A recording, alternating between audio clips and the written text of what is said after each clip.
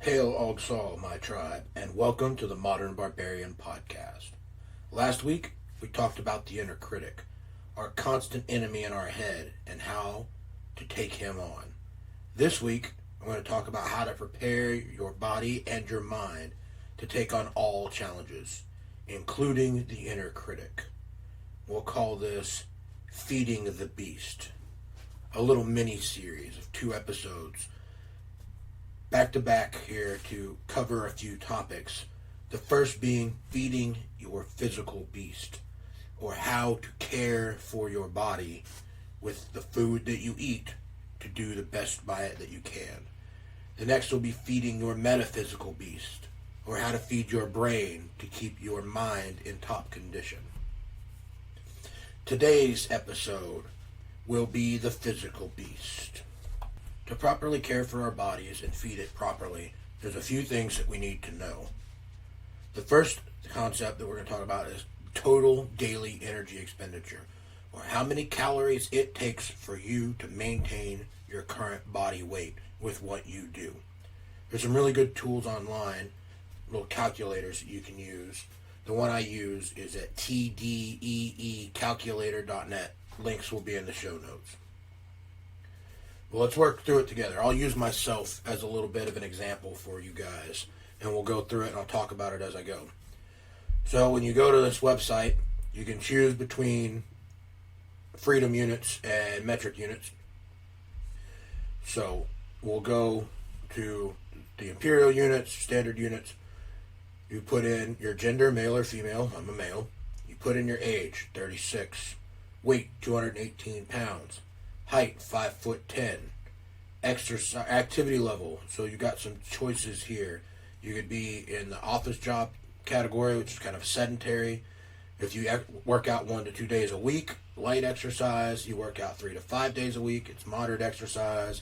You work out 6 to 7 days a week, it's heavy exercise. Or if you're doing 2-a-days, you are in the athlete category. I will be in the heavy exercise. I'm doing 6 to 7 days a week.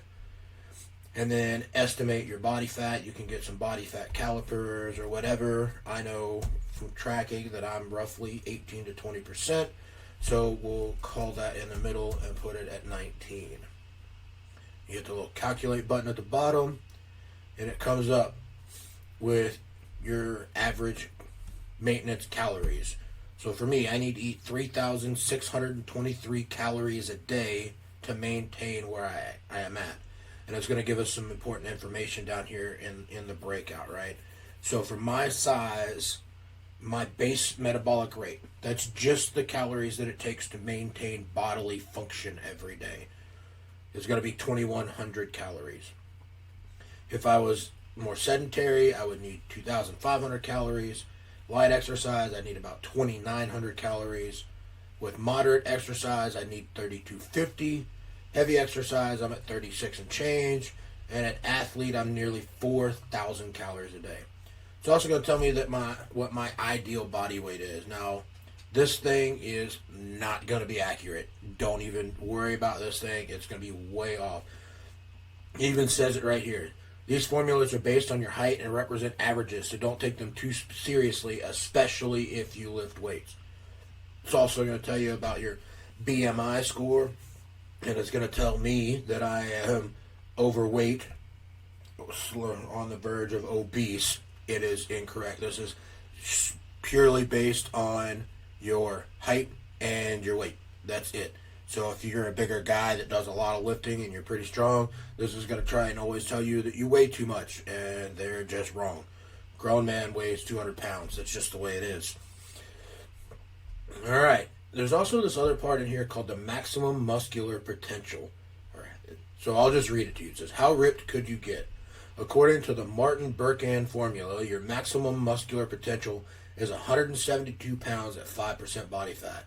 Most people have no desire to be 5% body fat, though, so you'd be 181 pounds at 10% body fat and 189 pounds at 15% body fat. These numbers are good goals to aim for if you are bulking up. Well, sorry, not sorry. I'm going to weigh more than 181 pounds. I promise you. But these something you could look into if you wanted to. And then it gives you some really important stuff about your macronutrients down here. It tells you how many grams of protein you should eat in a day, how many grams of fat you should eat in a day, and how many grams of carbs you should eat in a day. We'll go over some numbers here in a little bit, a different way of getting there, but these are also good, and they're based right there on that calorie thing. So this one's like, you need 3,600 calories in a day, so you need, for me, if I wanted to do a moderate carb, I won't. I don't do well on carbs. I do lower carbs. So we're going to just go right there to that one. So for me, it recommends a 40-40-20 split, which is what I found that I like. So that's 40% protein, 40% fats, 20% carbs, which means I need 362 grams of protein in a day, 161 grams of fat in a day, and 181 grams of carbs in a day. But these are all, there's three different ones. There's a moderate, there's a low carb, and there's a high carb. And we're going to talk about how you would know which one of these to use next. But I wanted to go through this calculator with you. And it also talks about like some good calorie tracking tools and apps that you can use on here. There's a lot of really good information on this website when you use it. But we'll go over some of these and my personal favorites about these when it's time. The next thing we want to talk about is your body type. There are 3 body types. I've covered this briefly before, but it's been a couple years, so it's important here. We'll do it again. They are called ectomorph, mesomorph, and endomorph. And what that means in order is naturally skinny, naturally athletic, or naturally thick. So if you got a runner's build, if you're one of those 9-foot tall, stick thin guys, you're an ectomorph. If you naturally look like an athlete, like a bodybuilder, and you don't really have to try a whole lot, that's just the way your body naturally stays, that's called mesomorph. And if you're a bigger guy, you carry a little bit more around the midsection, you maintain a higher body fat percentage, that's called the endomorph. And by understanding our body types, we can tailor our macronutrients, our proteins, fats, and carbs in our daily diet to help get our bodies to respond the way we want them to. So for ectomorphs, these guys need carbohydrates. They're going to have higher carbohydrates than everybody else trying to maintain their weight because they have very, very high metabolisms. Their bodies run that away, burn it all the time. They're natural runners kind of body types. So for them, what works well, is, even when they're lifting, is a 25% protein, 55% carb, and 20% fat. But a good majority of their carbs should be right before or right around, not like immediately before, but real close to their time of exercise. So if you're a morning exercise, you like to get up and work out in the morning before you do stuff, you should have your carbs, most of your carbs at breakfast. If you are an after work guy, you should have a heavy carb snack before you go to the gym after work and some more carbs at dinner. That type of stuff. So you want to tailor when you eat what food around what you're doing. That brings up another point we're going to touch on real quick called the metabolic window. When you do a workout, you want to give your body some protein like immediately after, within 30 minutes of the workout, because that's when it needs it the most, and that's when it will be most efficient at using that protein. Next body type is the mesomorphs. These are the naturally athletic guys. They work well at 30% protein, 40% carbs, and 30% fat. This should also include carb-dense foods around your exercise. The same thing we talked about with the ectomorphs. Whenever you're going to work out, tailor your carbohydrate intake around that. Make sure that you're putting carbs around your workout to give yourself the energy you need, and then make sure you're giving yourself plenty of protein afterwards for the recovery. And then we get to my body type. Us naturally thick boys. I am an endomorph. Recommended amounts for endomorphs are 35% protein, 25% carbs, and 40% fat. But like I told you, I have found through trial and error in my body that I do even better with less carbs. So I'm a 40-20-40. 40% protein, 20% carb, 40% fat. But that brings up another important point as well. Do not try and hit these percentages exactly. These are guidelines, right? You don't need to be macronutrient fucking warriors out there and make sure that you get exactly 40% and exactly 20%. It needs to be close, right? If you miss your protein by 5-10 grams and you're 5 grams over on your carbs or whatever, it's going to be okay. The world's not going to implode. It's the steady habit of knowing what you eat and making sure that you're putting enough of the right kind of stuff into your body to feed this physical beast. Our bodies, we have to live in them our whole lives. So we might as well take care of them. We don't want to be stuck in an overweight, out of shape, slow, hurt body for the next 50, 60 years, however long we have left, right? So if we take good care of ourselves, we make sure that we can fight, that we can run, that we can train, that we are the barbarians that we're supposed to be. In order to do that, we got to feed this beast right. We got to make sure that it has what it needs to properly heal, recover, and be strong. So how do we make this happen? What do we do to make sure that we can maintain these percentages? You can track every day yourself with an app called MyFitnessPal or some other calorie tracking app, and you can monitor it. Say, I want to eat this for breakfast. It's this much of each. Tell it your goals, whatever, and as you track it, just adjust through your day. But what I have found to be the easiest for me is food prep. I spend my time on the weekends and I food prep. A lot of my friends have really gotten into it because I do it, and it's not really that much more difficult to cook for 4 people than it is for 1. You got to make the same number of dishes. You just got to make bigger quantities of each dish, right? So you're still cooking the same thing. So I food prep for my entire tribe. It costs me about $100 a week per person to food prep for everybody, and then they buy into it. So if you want to food prep, there's a few basic things that you're going to need, and we'll talk about those. And I'll put links in the show notes to this stuff too. So you'll have your total daily energy expenditure and any of the stuff that, like equipment that I talk about, I'll find links and put them in the show notes so you guys can take a look. But our basics of food prep are going to be a kitchen scale that's accurate down to the ounce at least. Some containers to be able to store the pre-made food in. And cooking each day's food at least the day before. Like I said, I like to do it all in one day on the weekend. I take a Sunday after I get done making this podcast and do all this stuff. I go upstairs and I prep, make food for everybody for the day. Then there's some more advanced food prep equipment that can make this really a whole lot easier for you, but you may not have it up front. You may already. And you may not need it unless you're cooking for more than one person. These are going to be things like large cooking surfaces, grills, Blackstone griddles. Those are really, really nice to have. I can cook a lot of proteins at a time.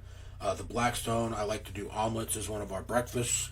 So I can make a lot of omelets at a time. I have like 6 or 7 of them going on that thing at one time. And then this one I recommend for just about everybody. They're water-soluble day dots. It's a little sticker that has a color code and the day of the week on it, and a little spot to write a note. They're about, 1/2 inch to 3/4 of an inch square, and they wash off and dissolve, so you can just throw them in the dishwasher, and they go away. And so, as you're setting out your food for your week for the meal prep, you got all these containers, and you put your stuff in it, and you can put a day dot on it and write a B for breakfast or an L for lunch. Or if you're going to pre-cook your dinners, you put a D for dinner. Also, when you're cooking for multiple people like I am, and you may, if your whole family gets into it with you, you get your tribe in it and going like that, you can put their initial on it. So you can, like, my wife will have her initial and then the dates on it. Our friends from the tribe will have their initials and, breakfast, lunch, dinner on it. That way we know what containers go to who. It also works out because you're going to adjust for calorie count, right? So you make the same meal, but my wife needs about half the calories that I do. So my portion sizes are bigger. So by putting my initials on mine and weighing it out and knowing what I'm getting, I can make sure that each member of the tribe is getting the appropriate macronutrient split that they need.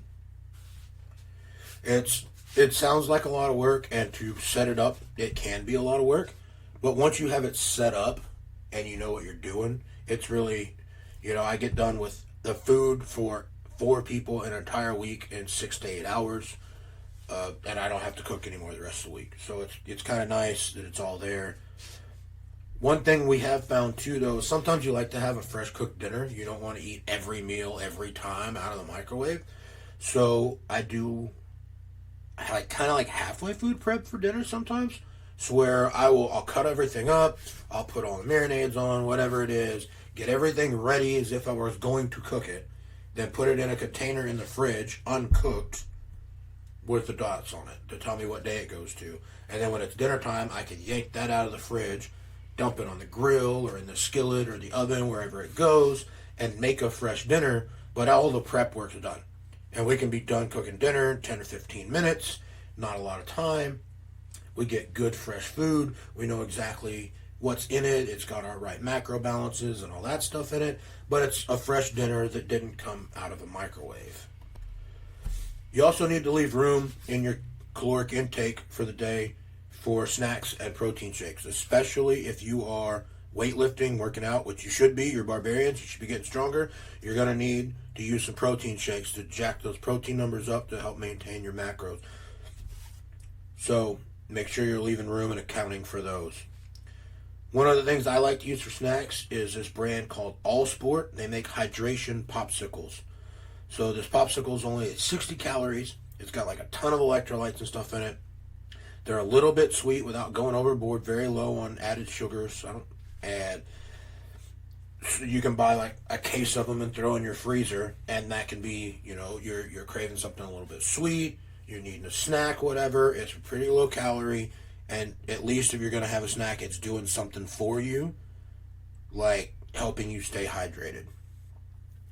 I also like to use homemade beef jerky because it's way, way cheaper than buying store-bought beef jerky, and you can control the taste and the flavors and everything that's in it. A lot of that store-bought beef jerky is so processed and full of so many sugars that it's not really healthy anymore. Some of that shit is meat candy, you know what I mean?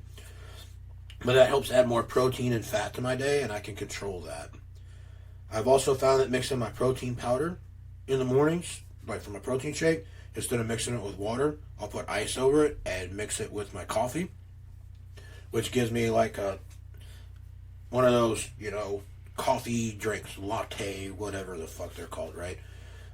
I don't do Starbucks, but it's kind of like that. It's a flavored cold coffee. It's really, really good. And I use the insulated shaker cups, the metal ones. It'll stay cold for hours, give me something to drink on while I'm at work in the mornings. Something really good, and it's way better for you than that sugary, nasty coffee crap you would get at like a Starbucks. And it's getting your protein stuff up. So you get to have your morning coffee that you want, everybody likes. It can taste good still. You can pick the flavor that you want, strawberry, chocolate, vanilla, whatever. Shake that in there with some ice and some coffee, and you get a nice, good morning coffee drink. And so you don't have to give up the things that you like.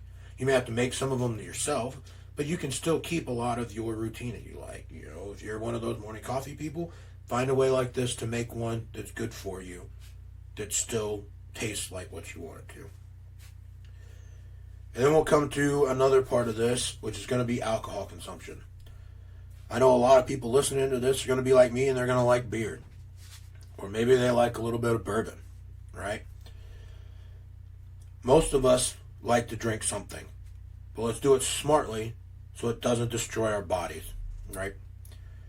I want to read to you some verses from the Havamal, the words of Odin himself, about how he views drinking. A traveler cannot bring a better burden on the road than plenty of wisdom, and he can bring no worse a burden than too much alcohol. There is not as much good as men claim there is in alcohol for one well's being. A man knows less as he drinks more, and loses more and more of his wisdom. It's as if a memory-stealing bird flies overhead while you drink, and steals your mind away. I myself have been trapped in that bird's feathers when I drank at Gunnlofshelm. I was drunk.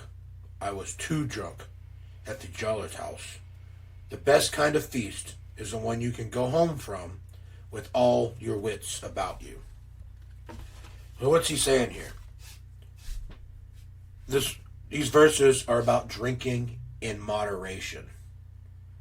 You don't need to drink to get drunk, right? You don't need to constantly just be pouring that crap into you, hangover all the time, and messing yourself up. But that doesn't mean there's anything wrong with enjoying a beer. A lot of us think they taste good, and we like them. So you have to control that in moderation. It has to be within your calorie allowance, within your macros for the day, right? But that doesn't mean that you can't have it. And that's the thing, is everybody thinks that if you're trying to be healthy, oh, we can never have a beer again, or we can never have food that tastes good. It's all got to be freaking white rice and chicken breast. Like, don't get me wrong, I eat chicken and rice sometimes, but it's not bland-ass, unflavored white rice and a freaking baked chicken breast. Like, this shit sucks. Make food that tastes good, that's still good for you. That exists. You can do that. We can also drink in moderation, right? We can have a drink. And for those of us that like to drink, like our favorite thing to drink is a beer, switch to a much lighter beer. When I come home from work, I like to have a couple beers. But I've switched to Bud Select 55s. I know, Budweiser right now is this whole big taboo thing, right? We're not getting into politics, not what I'm here to cover, at least on this episode. We may talk about it later, but at least they fired all the fuckers that did that shit, right? So it was pretty dumb. They did it. It is whatever. I'm not fucking my body up by switching to something that's less good for me because some idiot somewhere in California made a mistake on a commercial. I just don't fucking care enough. So I drank Select 55s. I can have 4 or 5 of those if I want to. Only have a couple hundred calories in it. Very low carb, not a lot of alcohol, so I'm not getting drunk. But it still tastes like beer, and it doesn't taste like crap. So that's what I like. Another one I found that I like is made by a brewery called Terrapin, and they make this thing called Recreation Ale. It's a session IPA. It's an IPA with only 100 calories in it, lower alcohol content. Again, it tastes really good. You wouldn't tell it apart from a regular IPA, but there's not as much calories and not as much alcohol in it. So if you have a few more of them, it's not a big deal. But really, anything that you want to drink is okay as long as you drink it in moderation and it counts in your daily energy expenditure calories. You don't get to get those for free. The last thing, well, not the last thing, but one thing additional that I want to talk about is this concept that I call Pillage Day. You need to take a day each week to celebrate your victory, and preferably your whole tribe's victory. Get together with your tribe. Eat well. Drink. Have fun. Discuss each other's wins. If you're working out with your tribe, brag on your buddies for how much they've gone up that week. Have the crazy snacks that you don't let yourself eat on all the time. Order in a bunch of appetizers from your favorite restaurant or something. And there are no rules on Pillage Day. That's the thing. All no holds barred. All bets are off. You can eat whatever you want one day a week. You're not going to do enough damage in one day to undo what you did on the other 6 days. Now, you would lose weight a little faster if you're trying to lose weight if you didn't do that, but who cares? This has to be sustainable. This is not a diet plan. This is how you need to live your life, and life still has to be fun. And Pillage Day is a big part of that, man. Our ancestors, our barbarian ancestors, were pillagers, raiders. They ate healthy and worked hard to prepare for war. Mostly they ate healthy because it's what they could grow. Everything was natural, homegrown. They hunted and fished, and it was fresh meat, no preparation kind of stuff. But when they conquered a place, man, they took everything they wanted. They raided, they pillaged, they ate anything they wanted that was there. They burned the fucking place down. They had way more fun than we would accept in today's times, that's for sure. They were pillaging, man. And Pillage Day is our homage to them. where we partake and lay claim to the things that we want. We've worked really hard all week. We've held ourselves back from doing things that we shouldn't be doing, eating things we shouldn't be eating. On pillage day, we get together with our tribe and we cut loose. So those are kind of the pillars of what I wanted to talk about with feeding the beast, right? Feeding your physical beast. How to do it, what to look at, some tools to look at. There's way more involved in it than just this. But food prep doesn't have to be hard. You know, I'm working with a publisher right now to get this book, a complete book of food prep, out. It's a full system. It covers a month at a time, has every recipe. It's got all the macro stuff split so that your macros can be right. Each recipe's got all the dietary and nutrition information on it so you can adjust as you need to. But like the whole thing's made out for you. Here's all the recipes. There's shopping lists in it. Like the whole thing is laid out. You get it, take your list, go to the store, buy the stuff, come home, follow the recipes, follow the little menu that's in there. It tells you what to eat, what day, when, so that everything works out like it's supposed to. It's a pretty good system, actually. The reason I wrote it wasn't actually thinking about writing a book. I was writing down all the stuff that I do for my tribe, for our food prep, right? And so I had all these recipes that I'd made, some of which I'd gathered and then had to adjust to make them actually work for us and all that stuff. And I was building this big PDF of all these, and then I was like, man, it'd be nice if I had a shopping list for what we're going to need to make this food for this week, right? So I put together the shopping list. And then somebody else would come in and want to do food prep with us, or somebody would leave and not want to do it anymore. So I'd need lists for different amounts of people. So I put that together. So the book has lists, shopping lists and stuff for anywhere from 1 to 5 people that you're making food for. It tells you exactly how much stuff you need to buy.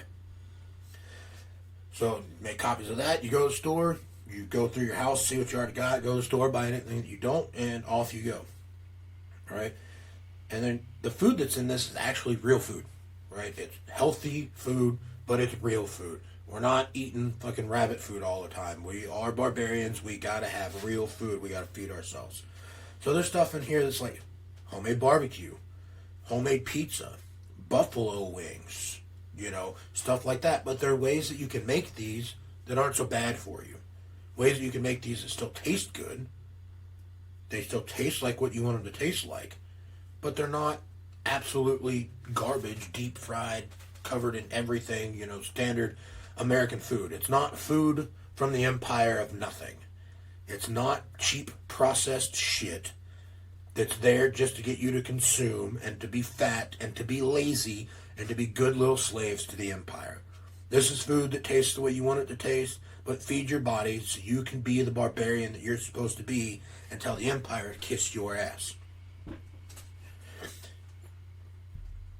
So our tribe, or my tribe, has used this really, really well, and it's done wonders for them. Everybody feels better when we eat this. Our bodies work better. We look better. Every single person that does this, they get to a healthier weight. We start with some goals we write down, and we get everything going, and that's a big part of it too, having a goal and keeping it. But this is the food that we eat. And it makes a big difference for us. It makes it easy to do the right thing.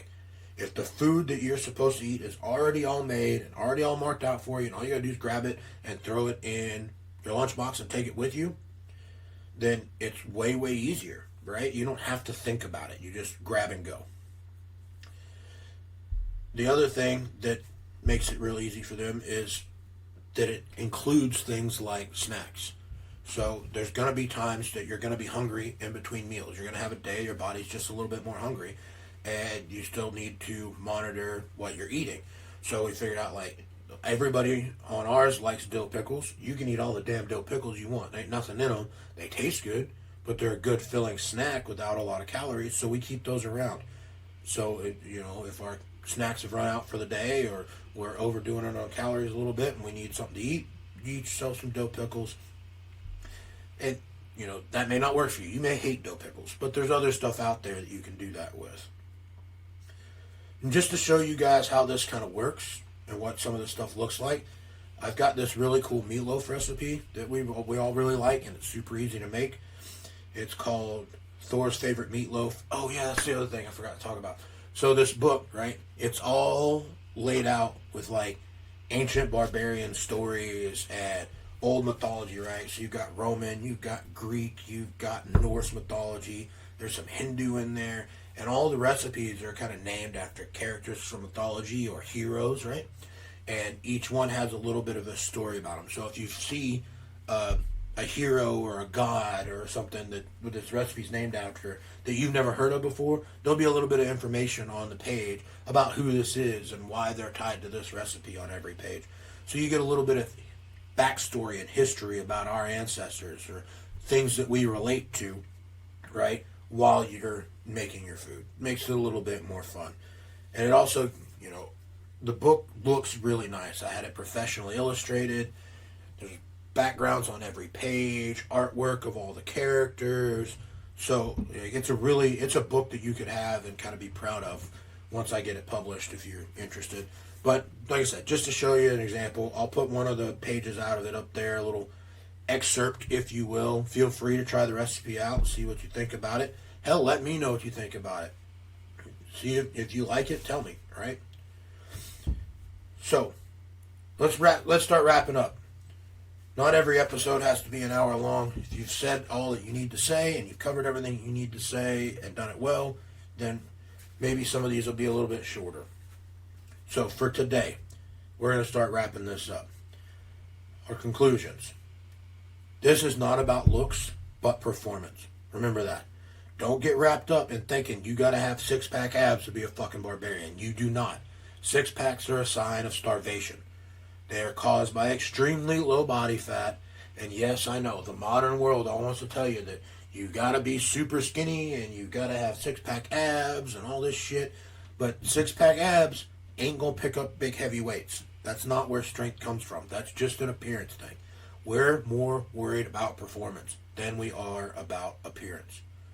You wear a shirt 99% of your life, and I promise you, if you are a man and you're looking for a barbarian woman, she's going to be far more impressed with how strong you are, how virile you are, and how you perform, nudge, nudge, than what you look like with your shirt off if you don't have a six-pack. I'm not telling you can be a fucking fat slob, right? Take care of yourself. But six-pack abs are not a prerequisite to being a barbarian. Being able to perform is.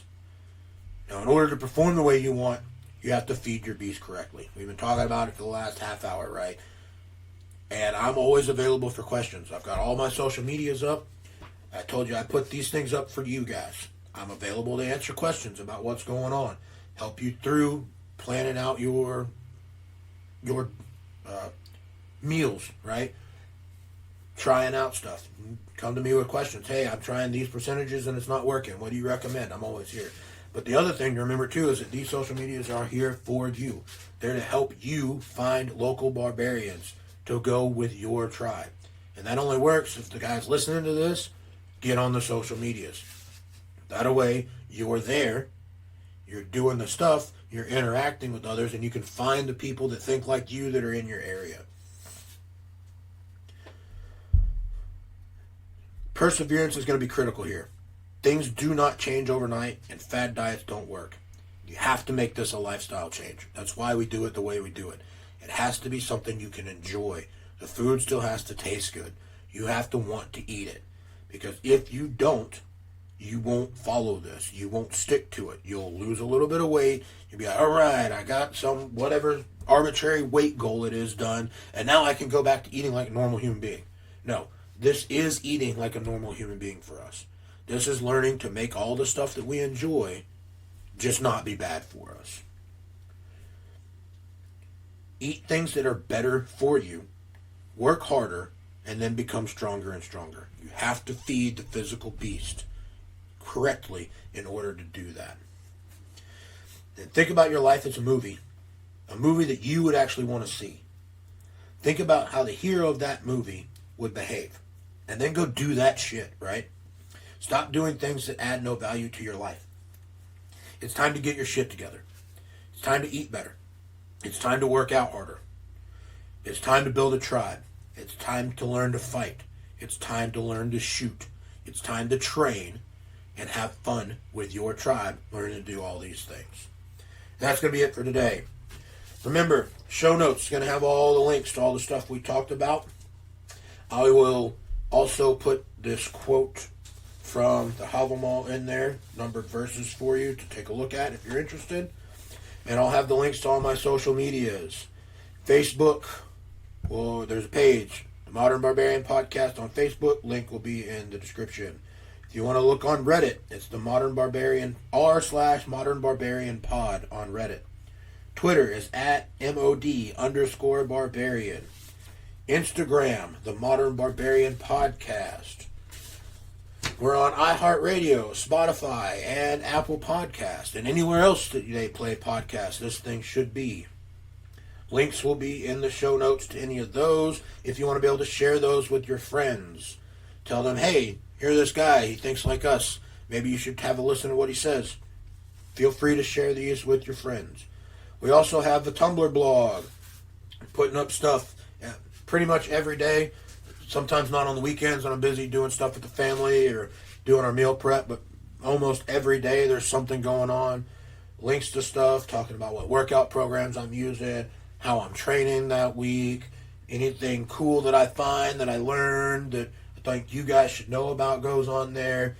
So, and that's on all the social medias. Tumblr just gives me a little bit more leeway with how many pictures I can put and how much text and stuff I can go with it, so it gets a little bit more intimate over there, and I get to say more. But all the links to all that will be in the show notes. And that's going to be it for today, guys. I appreciate you going along with me today, and I'm signing off.